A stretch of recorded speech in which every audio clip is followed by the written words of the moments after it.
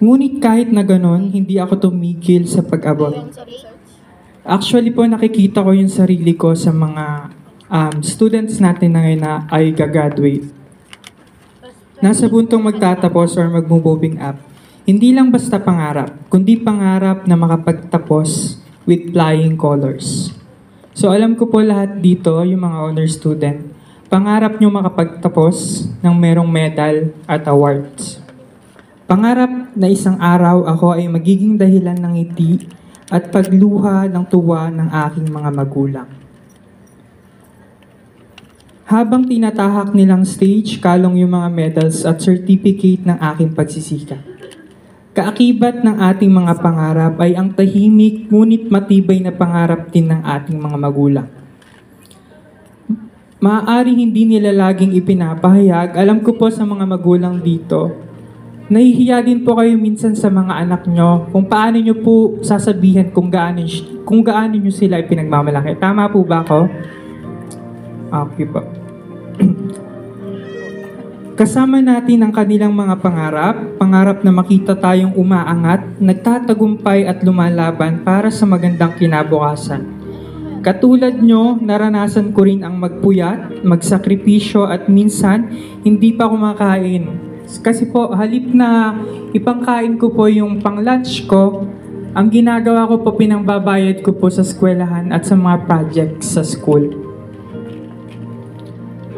Noon po wala pa pong ChatGPT. Hindi po tulad ngayon na yung mga student natin, isang chat lang po kay ChatGPT, makukuha na nila yung sagot. Samantalang kami po, yung mga magulang nyo, yung mga teachers nyo, kailangan pa namin maglakad papunta sa computer shop para lang makakuha ng sagot. Hindi lang po yun. Kung kayo ngayon, printed yung pinapasa nyo, kami, passwordihan pa kung yung ipapasa namin na handwritten ay tatanggapin po ng guro namin. So, ganun po kahirap para magtagumpay nung panahon po namin. Pero hindi lang po yun. Hindi lang po sa technology kung bakit kayo matatawag na masaswerte. Ang dahilan po kaya kayo maswerte dahil meron kayong mga magulang na handang sumuporta at magsumikap para mapagtapos kayo. Sa akin po mga grade 10 students, sa mga hawak kong student, hindi ko alam kung natatandaan nyo yung lagi kong sinasabi kapag may tanong kayo tungkol sa performance task. Kung saan kayo, ano na nga yun, grade 10, kung saan kayo sasaya. Pero alam nyo ba, ang nasalitang iyon ay may mas malalim na dahilan o kahulugan para sa akin. Hindi ko ito madalas ikwento dahil mababaw po ang luha ko para mag-share or kumuha ng simpatya galing sa ibang tao. So ito pong inspirational message na to, ikukwento ko po ito hindi po para kumuha ng awa or simpatya. Sa palagay ko naman po ang buhay na meron ako kahit papano makakapag-inspire din sa inyo. Kaya po lagi kong sinasabi kung saan kayo masaya. Si Sir Bryce po ay isang ulilang lubos. Ibig sabihin, wala po akong nanay at tatay na. Parehas na po silang nasa langit. I was only 15 years old nung sumama ang tatay ko kay Lord. Kaya po ang tawag ko sa kanya ngayon, patatay.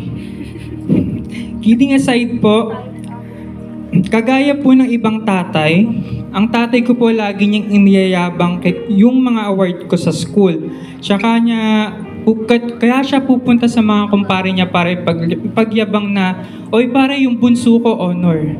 Kahit na yung totoo wala po akong honor. In short, pangarap niyang umakyat ng stage at magsabit ng medal sa akin. Bagay na hindi ko po naipadama at naiparana sa tatay ko. Kaya ang sabi ko po sa sarili ko, babawi ako. Hindi man po para sa kanya, at least maipaparanas ko sa nanay ko. During my grade 11 and grade 12, sa senior high school day ko po, not to brag, sa kagustuhan ko pong bumawi sa tatay ko, ako po ay naging consistent honor at hindi ko po hinahayaan na maagaw po sa akin ng ibang student yung most and best sa bawat subject. Hindi ko po alam kung yung ibang magulang din po. Pero kasi po ang nanay ko po, yung senior high school po ako, lagi niya po akong chinichismis sa mga kapitbahay na magkakaroon daw po siya ng anak na teacher. Kaya po nandito po ako sa harap niyo ngayon. Isa na po akong ganap na teacher. So, sobrang excited po ng nanay ko noon sa graduation ko po nung senior high school. Ang graduation ko po ay April pa. Pero siya po, January pa lang, meron na pong isusuot para sa graduation ko. Pero ako po na mismong gagraduate, wala pa. Masarap makita ang ina mong nakatayo sa harap. Nakangiti, hawak ang mga medalya at parangal na pinaghirapan mo. Masarap maramdaman na kahit saglit napawi mo ang pagod at sakit ng isang magulang.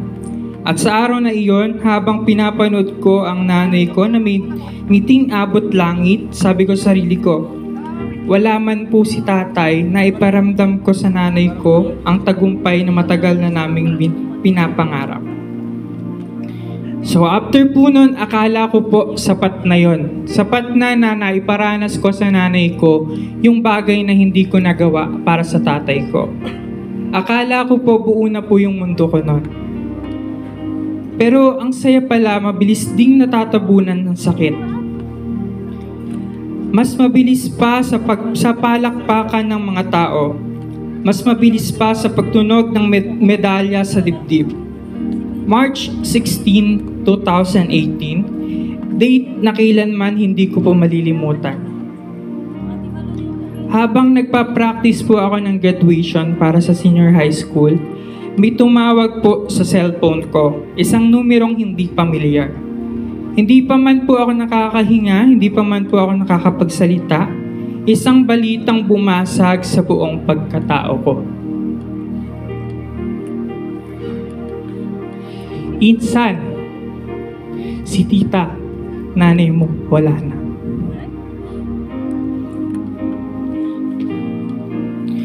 Parang biglang umikot ang mundo ko. Parang biglang sumikip ang paligid. Parang lahat ng medalya, lahat ng parangal, naging walang saysay. Paano ka magpapatuloy kapag ang taong dahilan ng lahat ng ito bigla na lang nawala? Sorry po.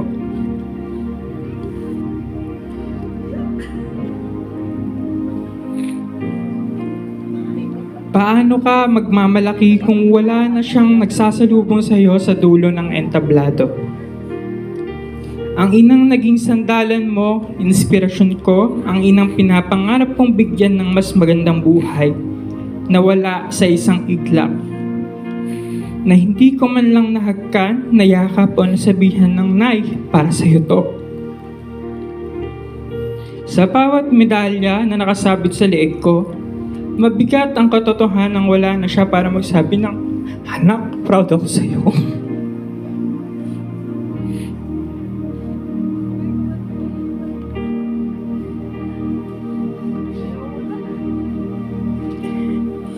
Wala na siya para makita kung gaano ko siya kamahal. Kung gaano ko siya pinagpupursigihan, hindi man lang siya umabot sa graduation ko. Ngayon po, bawat tagumpay, bit-bit ko siya. Bawat hakbang, kasama ko ang mga dasal niya. At sa bawat pag-iyak ko sa gabi, paulit-ulit ko rin pong sinasabi sa sarili ko, Nay, para sa iyo pa rin lahat ng ito kahit wala ka na. Hindi man kita makita, pero sana naririnig mo. Hindi man kita mahagkan, pero sana nararamdaman mo. Hindi man kita makitang muli, pero kailanman, hindi kayo mawawala ni nanay at tatay sa puso ko. Ang hirap magsimula nang wala kang gabay. Para akong tumatakbo sa dilim, hindi alam kung saan pupunta, kung anong daan ang tatahakin. Ngunit nagpatuloy po ako. Hindi ko man alam kung saan magsisimula, hindi ko man alam kung anong kahihinatnan. Nagpatuloy ako dahil may isang pangarap na nag-aalab sa puso ko. Ang matupad ang pangarap ng nanay ko na magkaroon siya ng isang anak na guro. Ang pangarap niyang dati ay naging laban, Kaya kahit madilim, kahit mahirap, ipinagpatuloy ko. Hindi lang para sa sarili ko, kundi para sa Kanya. Nagtapos po ako ng kolehiyo, pero sa bawat hakbang ko, may hinagpis. Naiinggit po ako sa mga kabatch ko, kasi lahat po sila may kasamang mga magulang sa tabi nila. Samantalang po ako, ang kasama ko lang, wala po akong kapatid na sumama sa akin. Ang kasama ko lang po ay yung litrato nilang dalawa, habang naglalakad po ako sa stage. Hawak ko ang diploma ko, pero alam ko sa bawat hakbang ko, ang puso ko ay puno ng bigat. Ang mga magulang na sana ay nandoon sa tabi ko, nagmamasid, nagmamahal at nagpaparangal ay wala na. Hawakan ko man ang kanilang mga litrato, hindi ko sila mararamdaman sa tabi ko. Hindi ko rin naririnig ang nagsasabi ng anak, proud kami sa'yo. Bawat hakbang kahit may ngiti sa labi ay puno ng hinagpis sa puso. Dahil po ang nasa isip ko noon, kahit na po anong alaala ang meron ako sa nanay ko at tatay ko, hindi ko po yun kaya at magagawang yakapin. Di tulad po ng ibang kabatch ko na may kasamang nanay at tatay na kaya nilang halikan at yakapin. Pero sa kabila ng lahat ng sakit ng iyon, natutunan ko ring yakapin ang pagkawala. Natuto ako magsimula muli kahit walang gabay. Dahil alam ko sa kabila ng lahat ng wala, may nagmamahal at may pangarap na kailangan kong ituloy. At kahit hindi ko sila makita, ramdam ko ang pagmamahal nila sa bawat hakbang ko, sa bawat tagumpay na aking nararating. Simula nung araw na naulila ako, hindi ko na alam kung paano ulit ako magiging masaya. Hanggang ngayon po. Dahil yung mga taong rason ko para maging masaya ay wala na sa tabi ko. Kaya doon ko po nabuo yung linyang kung saan kayo masaya. Kasi po kapag po sinasabi kung saan kayo masaya at masaya kayo sa bagay na ginawa nyo, sige, masaya na lang din po ako. Kaya po yun yung lagi kong sinasabi, hindi lang po sa mga students ko, pati po sa mga co-teachers ko.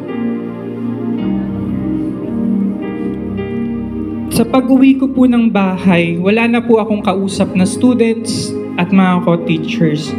Doon naman po ako dinadalaw ng lungkot sa 4 na sulok ng kwarto ko. Iniisip ko po na sana panaginip na lang lahat. Sana paggising ko, nandyan pa din sila. Mga minamahal kong mag-aaral, lagi niyong tandaan na sa likod ng mga pangarap nyo, meron kayong mga magulang na laging nakasuporta sa inyo. Hindi nyo napapansin pero ipinagmamalaki nila kayo.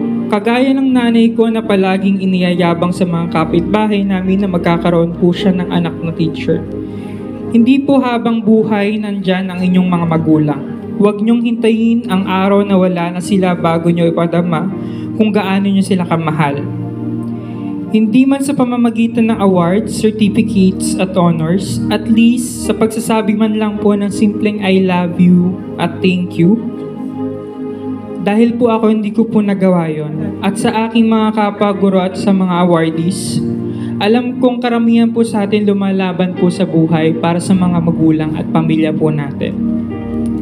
Pero ang tanong po, paano po ba tayo lalaban kung yung dahilan po natin para lumaban sa buhay ay wala na? So based po sa experience ko, ang sagot ko po ay magpatuloy pa rin po tayo. Dahil gaya ko, kahit wala na sila, sila pa rin ang inspirasyon ko. Bagamat hindi ko sila kasama sa bawat tagumpay, pero sigurado akong masaya sila sa bawat hamon ng buhay na napagtatagumpayan ko at sa mga magagandang bagay na nakakamit ko. Bago ko po ito tapusin, pwede po ba akong maglambing sa mga students natin? Pwede po ba tumayo po muna lahat ng students? To give honor and pride po, pwede ba kayong humarap sa mga magulang nyo, guardians? Pwede bang yakapin nyo sila? Yung yakap na mahigpit.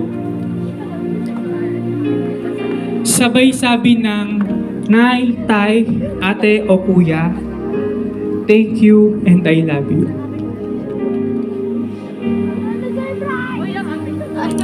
Yan.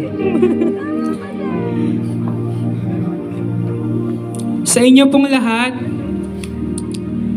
bago ko po tapusin yung message ko, nais ko pong mag-iwan ng mga salitang, ako nga, kinaya ko, kayo pa kaya. Once again po, ako po si Sir Brian Brycenon at buong puso at buong dangal na nagsasabing may anak na guro ang nanay at tatay ko.